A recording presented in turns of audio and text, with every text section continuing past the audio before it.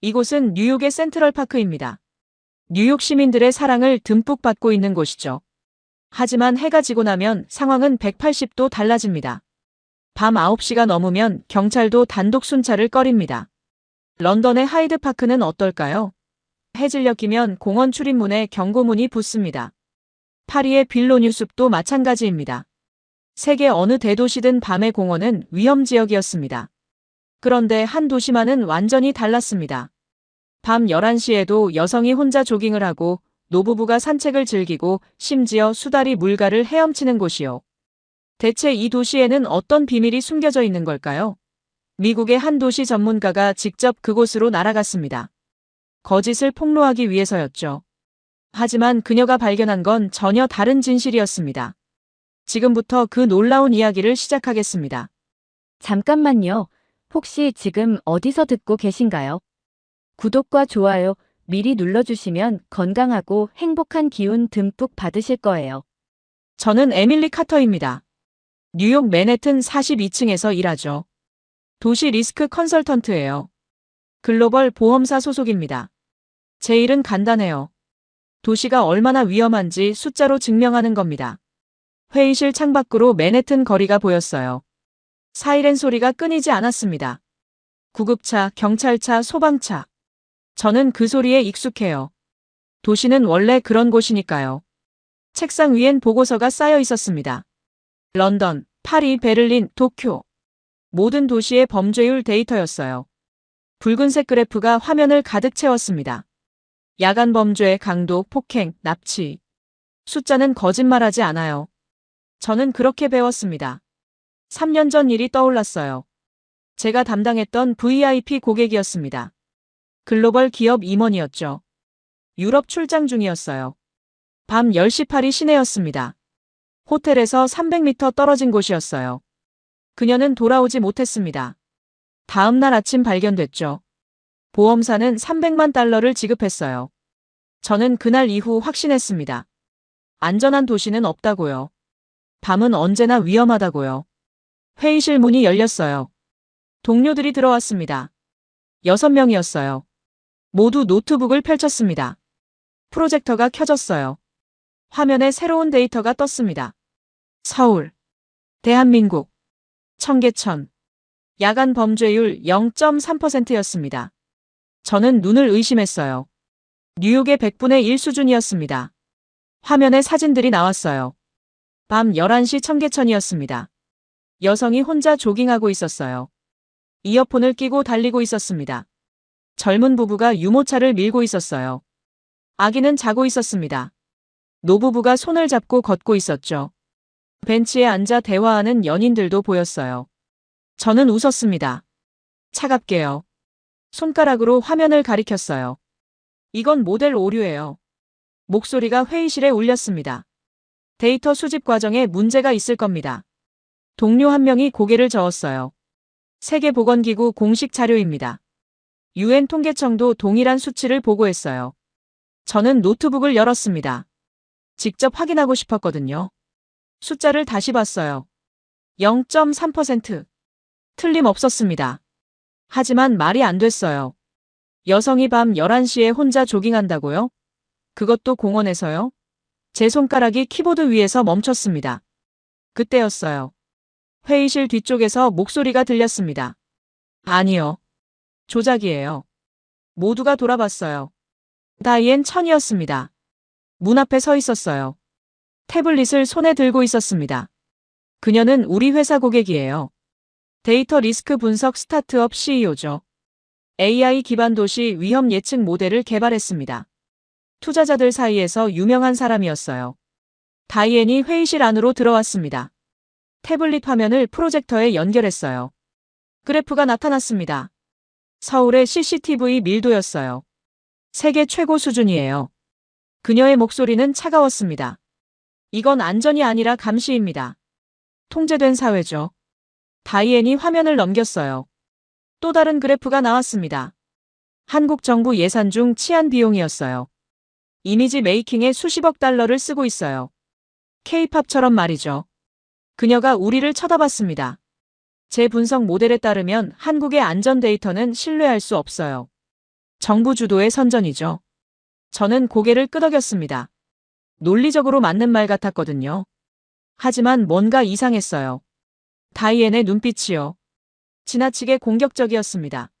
마치 개인적인 감정이 섞인 것 같았어요. 회의가 끝났습니다. 동료들이 하나둘 자리를 떴어요. 저는 혼자 남았습니다. 프로젝터를 다시 켰어요. 서울 청계천 사진들을 봤습니다. 여성들이 웃으며 걷고 있었어요. 아이들이 물가에서 뛰어놀고 있었습니다. 평화로워 보였어요. 너무나도요. 저는 화면을 멈췄습니다. 손가락이 마우스 위에서 떨렸어요. 파리 사건이 떠올랐습니다. 그 여성 고객의 얼굴이요. 마지막으로 봤던 사진 속 미소가요. 가슴이 답답해졌습니다. 창밖을 봤어요. 해가 지고 있었습니다. 맨해튼 거리에 불이 켜지기 시작했어요. 하지만 어둠도 함께 내려왔습니다. 사이렌 소리가 또 들렸어요. 저는 노트북을 덮었습니다. 가방을 챙겼어요. 회의실을 나섰습니다. 엘리베이터 앞에서 다이앤을 만났어요. 그녀가 먼저 말을 걸었습니다. 에밀리, 당신도 그 데이터 이상하다고 생각하죠? 저는 잠시 망설였어요. 네, 뭔가 맞지 않아요. 다이앤이 미소 지었습니다. 차갑게요. 제 모델이 옳다는 걸 증명할 거예요. 한국은 거대한 거짓말이에요. 엘리베이터가 도착했습니다. 문이 열렸어요. 다이앤이 먼저 탔습니다. 저도 따라 탔어요. 문이 닫혔습니다. 거울에 비친 우리 둘의 얼굴이 보였어요. 똑같이 차가웠습니다. 1층에 도착했어요. 다이앤이 먼저 내렸습니다. 뒤돌아보지 않고 걸어갔어요. 저는 로비에 잠시 서 있었습니다. 밤 거리가 보였어요. 사람들이 급하게 걸어가고 있었습니다. 모두 경계하는 표정이었어요. 가방을 꼭 안고 있었습니다. 이게 정상이에요. 도시는 원래 이런 곳이죠. 하지만 서울 사진 속 사람들은 달랐어요. 편안해 보였습니다. 왜일까요? 저는 택시를 잡았습니다. 집으로 향했어요. 창밖 풍경을 봤습니다. 경찰차가 지나갔어요. 노숙인이 골목에 앉아 있었습니다. 술 취한 사람이 소리를 지르고 있었어요. 이게 현실이에요. 서울은 뭔가 다를 거예요. 아니, 달라야만 해요. 안 그러면 제 3년이 거짓말이 되니까요. 집에 도착했습니다. 샤워를 했어요. 침대에 누웠습니다. 하지만 잠이 오지 않았어요. 천장을 바라봤습니다. 서울, 청계천, 밤 11시, 조깅하는 여성. 그 이미지가 계속 떠올랐습니다. 저는 일어났어요. 노트북을 열었습니다. 서울 관련 자료를 검색했어요. 삼성 광고가 나왔습니다. 영국에서 논란이 됐던 그 광고요. 밤 2시에 여성이 혼자 조깅하는 장면이었어요. 영국 언론은 비현실적이라며 비난했습니다. 판타지라고 했죠. 댓글을 봤어요. 이건 위험한 메시지를 준다. 여성들에게 잘못된 안전감을 심어준다. 현실은 이렇지 않다. 저는 고개를 끄덕였습니다. 맞는 말이에요. 현실은 위험하니까요. 하지만요. 만약 진짜라면요? 만약 서울이 정말 그런 곳이라면요? 저는 노트북을 덮었습니다. 결심했어요. 직접 가서 확인하겠다고요. 그 안전하다는 청계천에요. 맘에요. 혼자서요. 진실을 밝히겠습니다. 서울이 거짓말인지 아닌지요. 다음 날 아침이었습니다. 회사 회의실에 다시 모였어요. 긴급 프로젝트 회의였습니다. 주제는 서울이었어요. 상사가 말했습니다. 클라이언트가 아시아 시장 확대를 원해요. 서울 안전도 평가가 필요합니다. 누가 현장에 갈 수 있나요? 저는 손을 들었어요. 제가 가겠습니다. 상사가 놀란 표정을 지었습니다. 에밀리, 정말요? 네, 직접 확인하고 싶습니다. 상사가 고개를 끄덕였어요. 좋아요, 소피아 린드와 동행하세요. 소피아요? 저는 그녀를 알았어요. 스웨덴 출신 다큐멘터리 사진작가였습니다. 전쟁 지역 전문가죠. 시리아, 예멘, 아프가니스탄. 위험한 곳을 다녀온 사람이었어요. 하지만 성격은 저와 정반대였습니다. 따뜻하고 감정적이었거든요. 회의가 끝나고 소피아를 만났어요. 카페테리아였습니다. 그녀가 먼저 웃으며 다가왔어요. 에밀리, 반가워요. 서울 같이 가는 거 맞죠? 네, 맞아요. 소피아가 커피를 마셨습니다. 저는 서울이 기대돼요. 왜요? 제가 다녀온 곳들은 모두 전쟁터였어요. 하지만 그곳에서도 사람들은 서로 도왔죠. 소피아의 눈빛이 따뜻했습니다. 위험 속에서도 인간성은 존재해요. 서울은 어떨까 궁금해요. 저는 대답하지 않았습니다. 생각이 달랐거든요. 위험이 없으면 인간성도 의미가 없어요. 서울은 아마 통제된 사회일 겁니다. 소피아가 고개를 가로저었어요. 에밀리, 너무 단정 짓지 마요. 직접 봐야 알 수 있어요. 오후가 됐습니다. 다이앤 천에게서 전화가 왔어요. 에밀리, 서울 간다고 들었어요. 네, 현장 조사차 가요. 다이앤의 목소리가 낮아졌습니다. 조심하세요. 그쪽 사람들은 외국인에게 친절한 척하지만 다 연출이에요. 특히 CCTV가 많아도 사각지대는 있어요.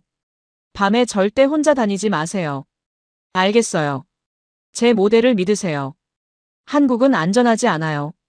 전화가 끊겼습니다. 저는 창밖을 봤어요.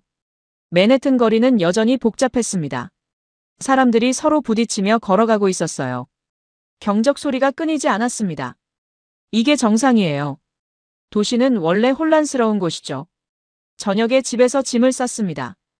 카메라, 노트북, 녹음기. 그리고 보험 서류도 챙겼어요. 만약을 대비해서요.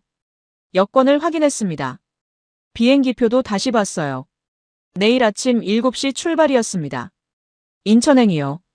침대에 누웠어요. 다시 잠이 오지 않았습니다. 노트북을 열었어요. 다이앤의 스타트업 홈페이지를 봤습니다. AI 기반 도시 위험 예측 모델. 전 세계 300개 도시 분석.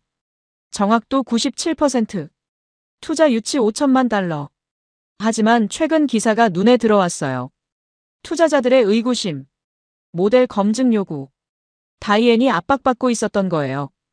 그녀의 모델이 틀리면 사업이 무너집니다. 그래서 서울이 위협적인 거겠죠. 서울의 안전 데이터가 사실이라면요. 다이앤의 모델은 거짓이 되니까요. 저는 화면을 껐습니다. 복잡했어요. 다이앤을 이해할 수 있었습니다. 저도 비슷했으니까요. 제 3년간의 확신이 흔들리고 있었거든요. 아침이 됐습니다. 공항으로 향했어요. 소피아가 먼저 와 있었습니다. 밝은 표정이었어요. 에밀리, 준비됐어요? 네. 비행기에 탔습니다. 14시간 비행이었어요. 저는 잠을 이루지 못했습니다. 소피아는 편하게 자고 있었어요. 저는 노트북을 열었습니다. 서울 관련 자료를 다시 봤어요. 청계천 복원 프로젝트. 2003년부터 2005년까지 고가도로를 철거하고 하천을 되살렸다고 했어요. 58억 달러가 투입됐습니다. 사진들을 봤어요. 공사 전 모습이었습니다. 어둡고 더러웠어요. 폐허 같았습니다. 하지만 공사 후 사진은 달랐어요. 물이 흐르고 있었습니다. 나무가 심어져 있었어요. 사람들이 걷고 있었습니다. 믿기 어려웠어요. 2년 만에 이렇게 바뀔 수 있나요? 영상도 봤습니다. 밤의 청계천이었어요. 조명이 부드럽게 물을 비추고 있었습니다. 사람들이 많았어요. 평화로워 보였습니다. 저는 화면을 멈췄습니다. 연출일 거예요. 관광객을 위한 쇼겠죠. 밤이 되면 다를 겁니다. 비행기가 흔들렸어요. 난기류였습니다. 승무원이 안내방송을 했어요. 좌석 벨트를 매주세요. 저는 창밖을 봤습니다. 구름뿐이었어요. 소피아가 깼습니다. 눈을 비볐어요. 에밀리, 뭐 봐요? 서울 자료요. 소피아가 화면을 봤습니다. 청계천 사진이었어요. 예쁘네요. 저는 대답하지 않았습니다. 소피아가 말했어요. 에밀리, 마음 열고 봐요. 편견 없이요. 편견이 아니에요. 경험이죠. 소피아가 한숨을 쉬었습니다. 당신은 너무 방어적이에요. 세상이 다 위험하다고 믿잖아요. 저는 입을 다물었습니다. 할 말이 없었거든요. 맞는 말이었으니까요. 비행기가 인천공항에 도착했습니다. 착륙 안내방송이 나왔어요. 한국어, 영어, 중국어, 일본어로요. 저는 벨트를 풀었습니다. 가방을 챙겼어요. 소피아가 카메라를 꺼냈습니다. 이제부터 촬영 시작이에요. 저도 녹음기를 켰습니다. 기내 문이 열렸어요. 복도를 걸어 나갔습니다. 공항 안으로 들어섰어요. 깨끗했습니다. 냄새가 나지 않았어요. 안내 표지판이 선명했습니다. 한글, 영어, 중국어, 일본어 모두 정확하게 번역되어 있었어요. 입국 심사대로 갔습니다. 줄이 길었어요. 하지만 빠르게 줄어들었습니다. 심사관들이 효율적으로 일하고 있었거든요. 제 차례가 됐습니다. 여권을 건넸어요. 심사관이 영어로 물었습니다. 방문 목적이 무엇인가요? 발음이 유창했어요. 정확했습니다. 저는 놀랐어요. 업무 차 왔습니다. 심사관이 미소 지었습니다. 좋은 시간 보내세요. 환영합니다. 도장을 찍는 소리가 경쾌했어요. 3분도 안 걸렸습니다. 소피아가 옆에서 말했습니다. 뉴욕보다 훨씬 빨라요. 저는 대답하지 않았습니다. 연출일 수도 있어요. 외국인 저널리스트라는 걸 알고 있을지도 몰라요. 소피아가 웃었습니다. 에밀리, 너무 의심하지 마요. 그냥 일을 잘하는 거일 수도 있잖아요. 짐을 찾으러 갔습니다. 컨베이어 벨트가 빠르게 돌고 있었어요. 가방이 나왔습니다. 상태도 좋았어요. 화장실에 들렀습니다. 깨끗했어요. 휴지도 넉넉했습니다. 비누도 있었어요. 거울도 깨끗했습니다. 공항 밖으로 나왔어요. 공기가 달랐습니다. 신선했어요. 택시 승강장으로 갔습니다. 줄이 길었지만 질서정연했어요. 아무도 새치기하지 않았습니다. 차례가 왔어요. 택시 기사가 트렁크를 열어줬습니다. 짐을 실었어요. 차에 탔습니다. 깨끗했어요. 냄새도 나지 않았습니다. 어디 가세요? 영어였어요. 저는 호텔 주소를 보여줬습니다. 종로요. 1시간 정도 걸릴 거예요. 차가 출발했습니다. 도로는 넓었어요. 차선이 명확했습니다. 차들이 질서정연하게 움직였어요.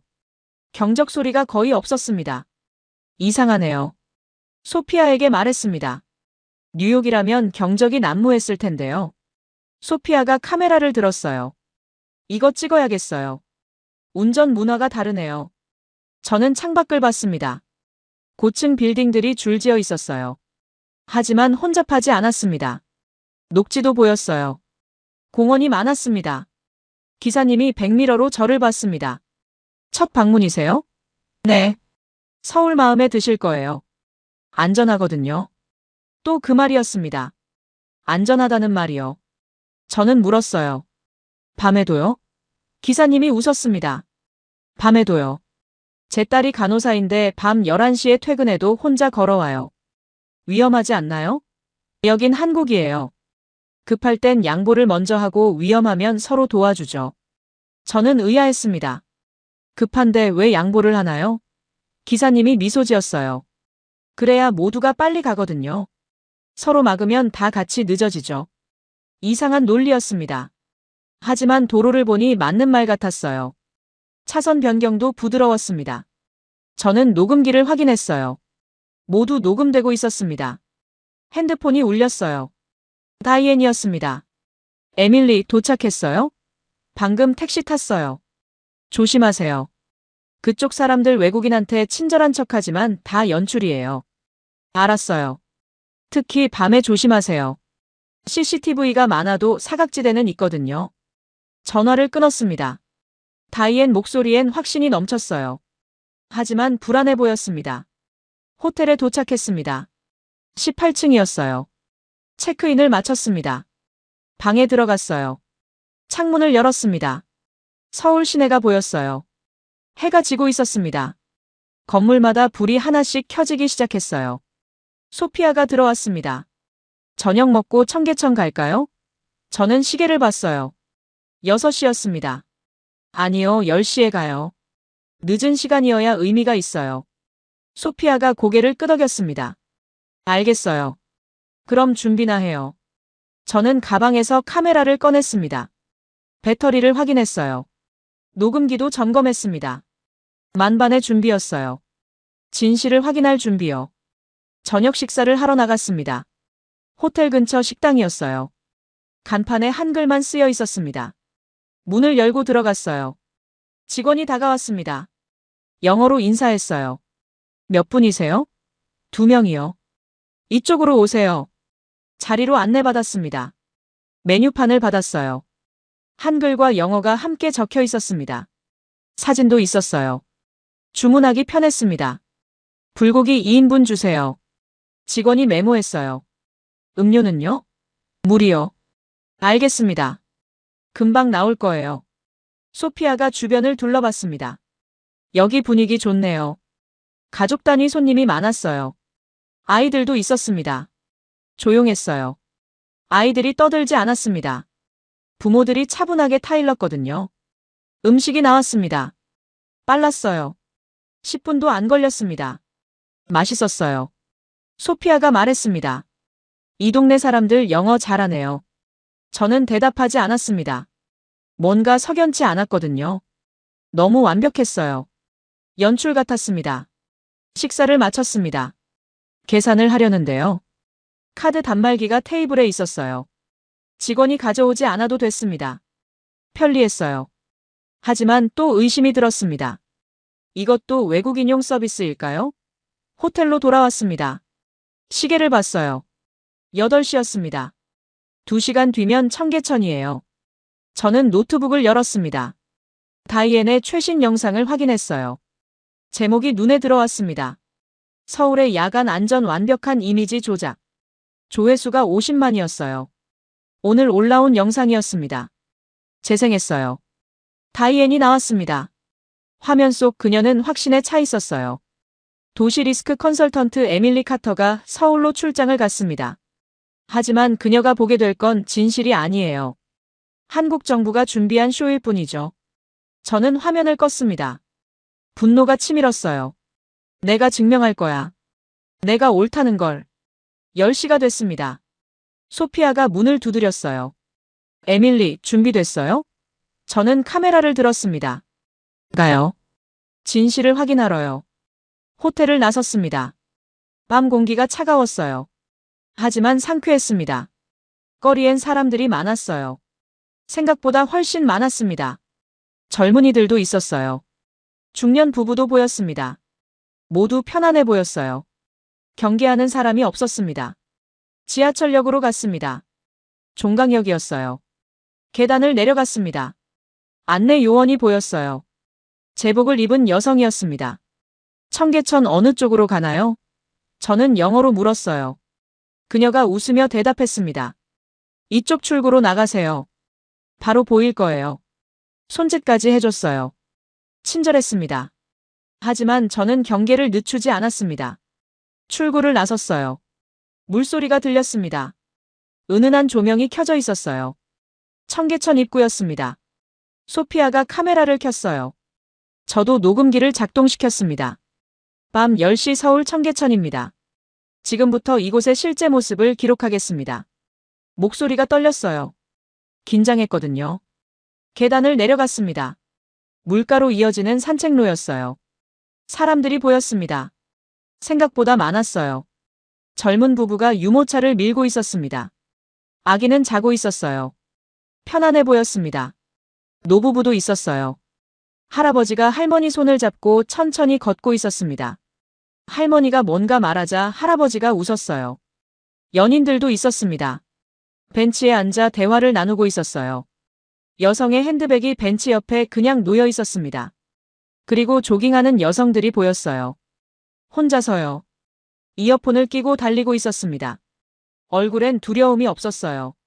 저는 믿을 수 없었습니다. 연출 아니야? 소피아에게 물었어요. 소피아가 고개를 저었습니다. 연출이면 우리를 의식할 텐데 아무도 안 쳐다봐요. 맞는 말이었어요. 사람들은 자연스러웠습니다. 우리가 카메라를 들고 있는데도요. 신경 쓰지 않았어요. 벤치 하나가 눈에 들어왔습니다. 가방이 놓여 있었어요. 주인은 보이지 않았습니다. 저 가방 왜 아무도 안 가져가죠? 소피아가 대답했어요. 여긴 그런 문화예요. 한국에선 남의 물건 안 건드려요. 이해할 수 없었습니다. 뉴욕이었다면 사라졌을 겁니다. 5분도 안 돼서요. 계속 걸었어요. 물소리가 들렸습니다. 잔잔했어요. 조명이 물 위에 반사됐습니다. 아름다웠어요. 그때였습니다. 물가 근처에서 파문이 일었어요. 뭔가 움직이고 있었습니다. 저거 뭐야? 소피아가 카메라를 들이댔어요. 작은 생명체가 물 위를 헤엄치고 있었습니다. 매끄러운 동작이었어요. 물살을 가르며 앞으로 나아갔습니다. 바위 위로 올라왔어요. 작은 앞발로 얼굴을 문질렀습니다. 털을 말리는 듯 했어요. 수달이었습니다. 도심 한복판에요. 밤 10시가 넘은 시간에요. 저는 충격을 받았습니다. 수달은 깨끗한 물에서만 산다고 들었거든요. 그리고 사람을 두려워한다고도요. 하지만 저 수달은요. 사람들 사이에서 자유롭게 헤엄치고 있었어요. 사람들이 하나둘 다가왔습니다. 조깅하던 여성이 멈춰섰어요. 노부부도 걸음을 멈췄습니다. 젊은 부부는 유모차를 세웠어요. 하지만 모두 조용했습니다. 아무도 소리를 내지 않았어요. 플래시도 터뜨리지 않았습니다. 한 아이가 엄마에게 물었습니다. 엄마, 저거 뭐야? 엄마가 고개를 끄덕이며 입에 손가락을 댔어요. 수달이야. 조용히 봐야 해. 놀라면 안 돼. 아이가 고개를 끄덕였습니다. 작은 손으로 입을 막았어요. 할아버지가 손자로 보이는 아이에게 속삭였습니다. 저기 봐라. 물고기 잡는 거 보이지? 수달이 다시 물속으로 들어갔어요. 잠수했습니다. 10초 정도 지났을까요? 다시 떠올랐습니다. 입에 뭔가 물고 있었어요. 물고기였습니다. 누군가 작게 탄성을 질렀어요. 수달은 바위로 돌아갔습니다. 물고기를 먹기 시작했어요. 사람들은 여전히 조용히 지켜봤습니다. 10분 정도 지났을까요? 수달이 물속으로 사라졌습니다. 다리 밑으로 헤엄쳐 갔어요. 사람들이 조용히 박수를 쳤습니다. 환호가 아니었어요. 존중이었습니다. 오늘도 봤네. 할머니가 말했어요. 건강해 보여서 다행이야. 할아버지가 대답했습니다. 저는 그 장면을 카메라에 담았습니다. 하지만 손이 떨렸어요. 소피아가 제 어깨를 두드렸습니다. 에밀리, 저거 연출 가능해요? 저는 대답하지 못했습니다. 수달을 연출할 순 없으니까요. 야생동물이에요. 도심 한복판에요. 사람들 사이에서요. 그리고 사람들은 조용히 지켜봤어요. 플래시도 터뜨리지 않았습니다. 소리도 지르지 않았어요. 그저 존중했습니다. CCTV가 보였습니다. 하지만 눈에 띄지 않게 설치되어 있었어요. 경찰도 보였습니다. 순찰을 도는 듯 했어요. 하지만 위협적이지 않았습니다. 오히려 시민들과 눈인사를 나누고 있었어요.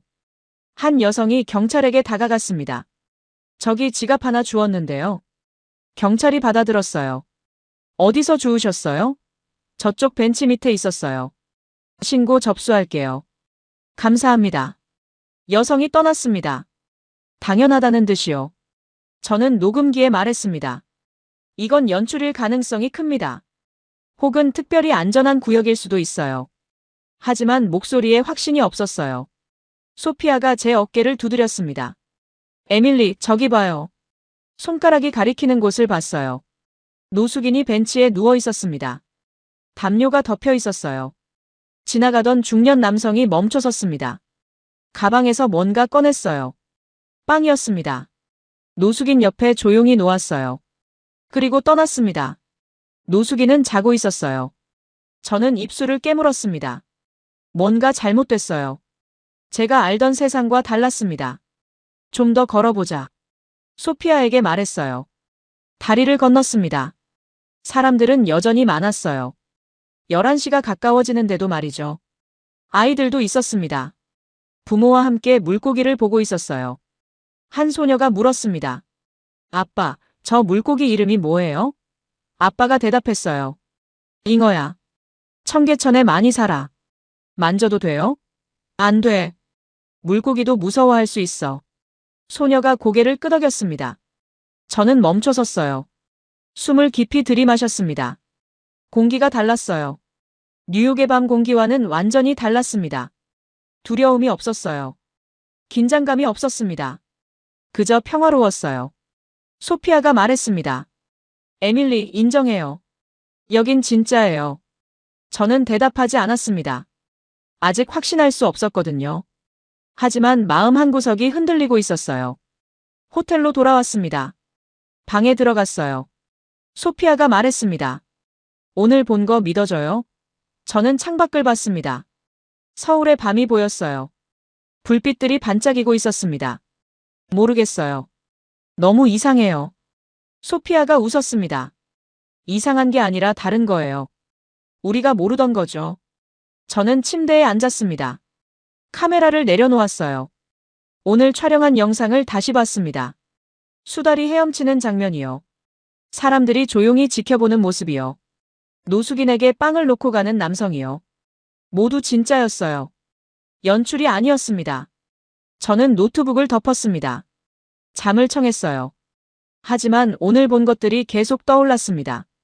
수달의 까만 눈망울이요. 아이의 작은 손이요. 할아버지의 따뜻한 미소가요. 잠이 오지 않았습니다.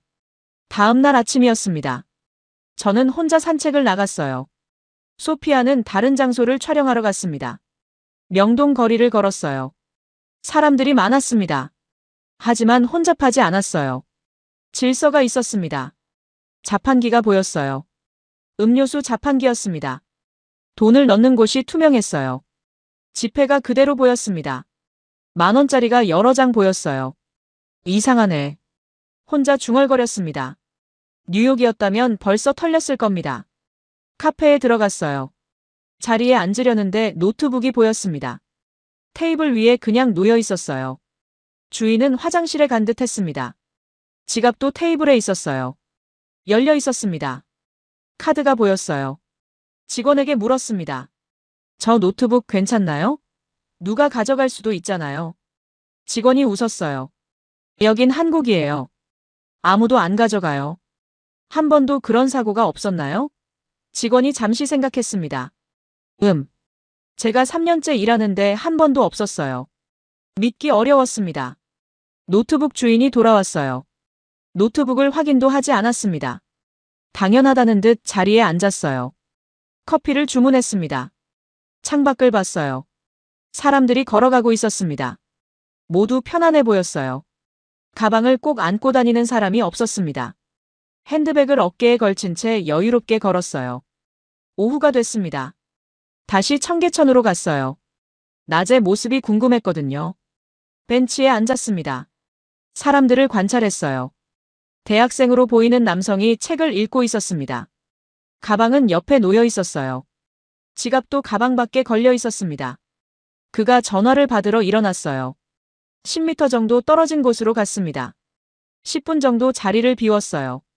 지나가던 사람들이 가방을 힐끗 봤습니다. 하지만 아무도 건드리지 않았어요. 한 아주머니가 다가왔습니다. 가방 옆에 서서 주변을 둘러봤어요. 마치 지키는 것처럼 보였습니다. 대학생이 돌아왔어요. 아주머니가 말했습니다. 가방 잘 있네요. 제가 봤어요. 대학생이 깊게 고개를 숙였습니다. 감사합니다. 번거롭게 해드렸네요. 아주머니가 손사래를 쳤어요. 아니에요. 당연한 거죠. 그리고 떠났습니다. 저는 그 장면을 카메라에 담았습니다. 이해할 수 없었거든요. 왜 남의 물건을 지켜주는 걸까요? 누군가 제 옆에 섰습니다. 돌아보니 남성이었어요. 단정한 정장 차림이었습니다.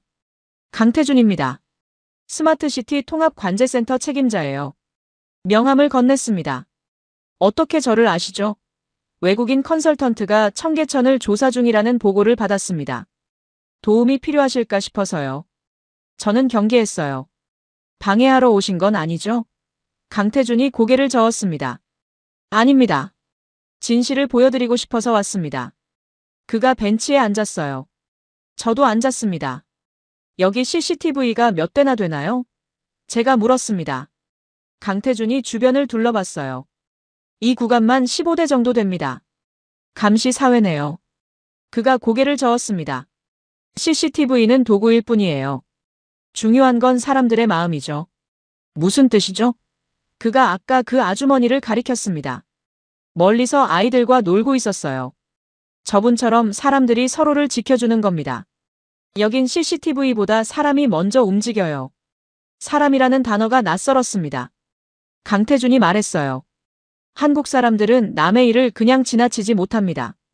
특히 약한 사람이 힘들어하면 더 그래요. 그게 문화인가요? 문화이자 정서죠. 우리는 함께 살아왔으니까요. 그가 잠시 말을 멈췄습니다. 제 동생 이야기를 해도 될까요? 물론이죠. 강태준이 청계천을 바라봤어요. 동생이 교통사고를 당했어요.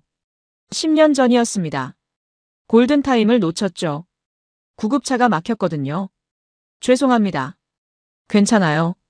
그 이후로 전 시스템을 바꾸기로 했습니다. 도시는 사람을 살려야 한다고 생각했어요. 그의 목소리가 조금 떨렸습니다. 그래서 지금 이 일을 하는 거예요. CCTV도 교통신호도 응급 시스템도 모두 사람을 위한 겁니다. 저는 할 말을 잃었어요. 강태준이 일어섰습니다. 천천히 보세요. 시간이 지나면 이해하실 겁니다. 왜 제게 이런 이야기를 하시나요? 제가 물었습니다. 그가 미소 지었습니다. 당신 눈빛을 봤거든요. 뭔가 찾고 있더군요. 진실을요? 맞아요. 그럼 찾으실 겁니다. 여긴 숨길 게 없으니까요. 그가 떠났어요. 저는 혼자 남았습니다. 벤치에 앉아 사람들을 봤어요. 1시간 동안 그저 지켜봤습니다. 노인이 넘어졌을 때 3명이 달려갔습니다. 아이가 길을 잃었을 때 경찰이 오기 전에 시민이 먼저 도왔어요. 쓰레기가 바람에 날렸을 때 지나가던 청년이 주웠습니다. 작은 일들이었어요. 하지만 쌓이고 쌓이면 큰일이 되는 것들이었습니다. 저는 카메라를 껐어요. 녹음기도 껐습니다. 이건 기록할 게 아니야. 느껴야 해. 혼자 말했습니다. 핸드폰이 울렸어요. 다이앤이었습니다. 에밀리, 뭐 찾았어요? 아직이요. 서두르는 게 좋을 거예요. 내 투자자들이 내 분석을 주시하고 있거든요. 무슨 뜻이죠? 내 모델이 틀렸다는 게 증명되면 사업이 무너져요.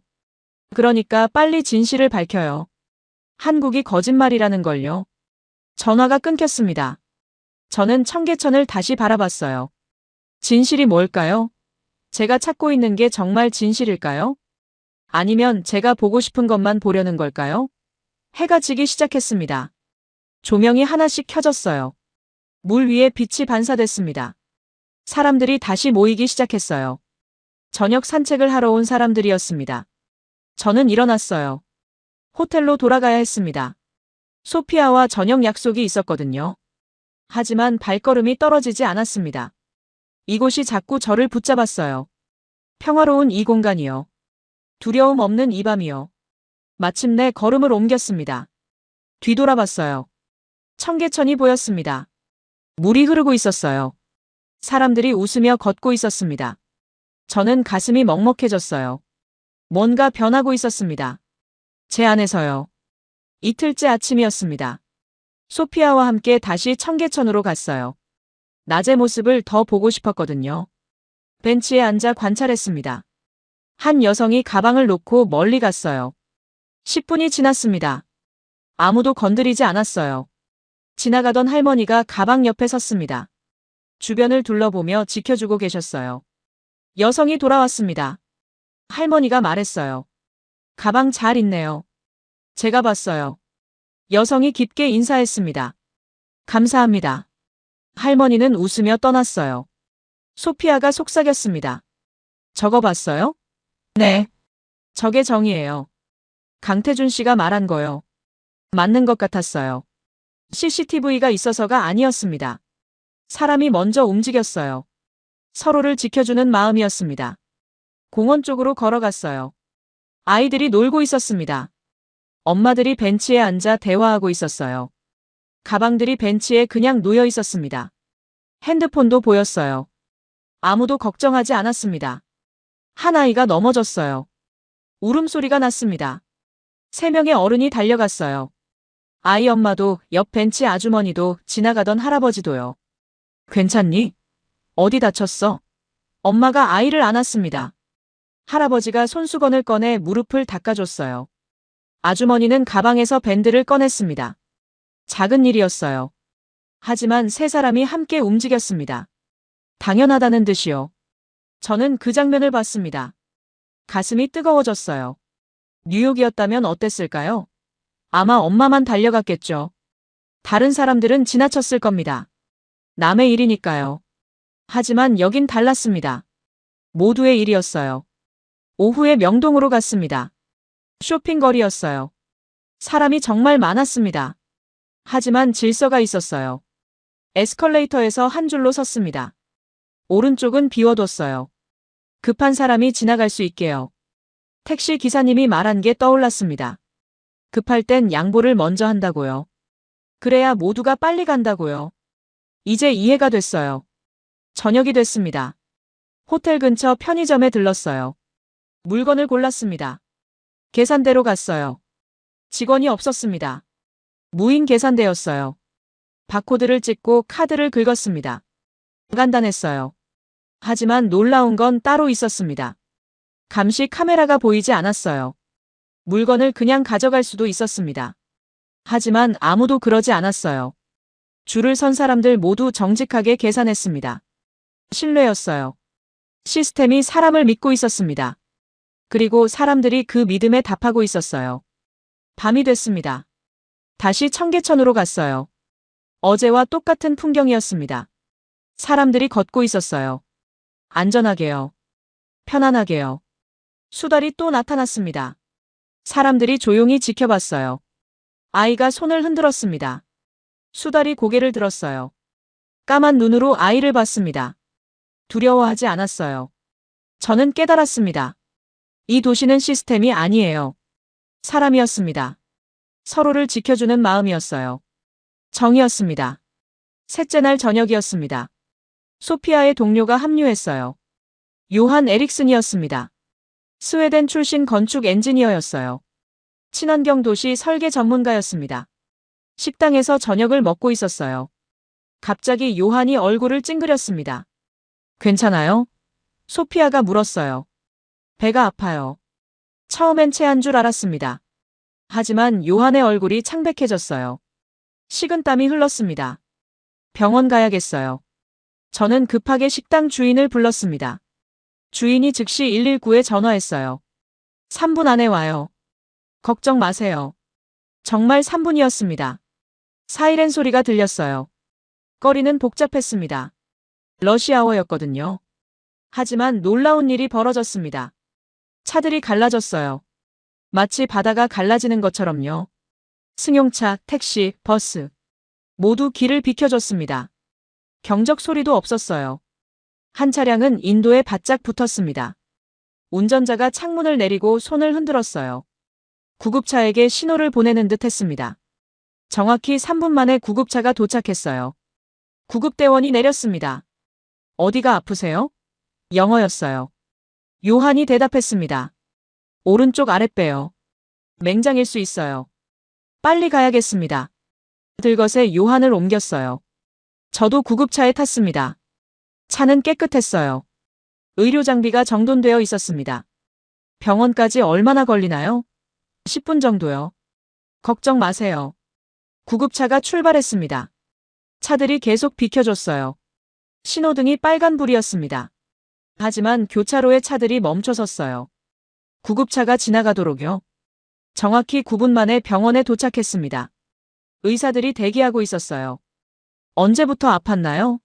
40분 전부터요. 맹장염이 맞습니다. 수술이 필요해요. 지금요? 네, 지금 해야 합니다. 수술은 1시간 걸렸어요. 성공적이었습니다. 의사가 설명해줬습니다. 잘 됐어요. 이틀 정도 입원하면 됩니다. 비용은 얼마나 되나요? 수납창고에서 확인하세요. 많지 않을 거예요. 계산서를 받았습니다. 52만 원이었어요. 미국이었다면 수천 달러였을 겁니다. 요한을 보러 갔어요. 마취에서 깨어나고 있었습니다. 수술 잘 됐어요. 요한이 미소 지었어요. 여기 사람들 놀라워요. 차들이 다 비켜줬어요. 저도 봤어요. 요한이 말했습니다. 이건 시스템이 아니에요. 문화예요. 맞아요. 저는 이제 확신했습니다. 서울은 진짜였어요. 나흘째 오후였습니다. 인사동을 걷고 있었어요. 전통 찻집이 보였습니다. 한옥 스타일이었어요. 들어갔습니다. 조용했어요. 나무 향이 났습니다. 메뉴판을 봤어요. 한글만 쓰여 있었습니다. 직원을 불렀습니다. 50대 여성이었어요. 한복을 입고 있었습니다. 영어 메뉴 있나요? 그녀가 당황한 표정을 지었어요. 고개를 저었습니다. 죄송해요. 영어를 못하는 듯 했어요. 저는 짜증이 났습니다. 차 하나 주세요. 손짓으로 표현했어요. 직원이 고개를 끄덕였습니다. 하지만 얼굴이 붉어졌어요. 미안해하는 듯 했습니다. 녹차가 나왔어요. 대추차를 원했는데요. 하지만 전달되지 않았습니다. 저는 일어섰어요. 돈을 놓고 나왔습니다. 화가 났어요. 외국인 배려 같은 건 없어. 호텔로 돌아왔습니다. 속상했어요. 다음 날 아침이었습니다. 프론트에서 전화가 왔어요. 손님, 누가 찾아오셨어요? 누구요? 인사동 찻집에서 오셨대요. 로비로 내려갔습니다. 어제 그 직원이 서 있었어요. 손에 보온병을 들고 있었습니다. 공책도 들고 있었어요. 스마트폰을 꺼냈습니다. 번역 앱이 켜져 있었어요. 천천히 타이핑했습니다. 화면에 글자가 떴어요. 어제 도와드리지 못해 정말 죄송했습니다. 그녀가 계속 쳤습니다. 밤새 영어 공부했어요. 대추차 가져왔습니다. 저는 멍했습니다. 보온병을 받았어요.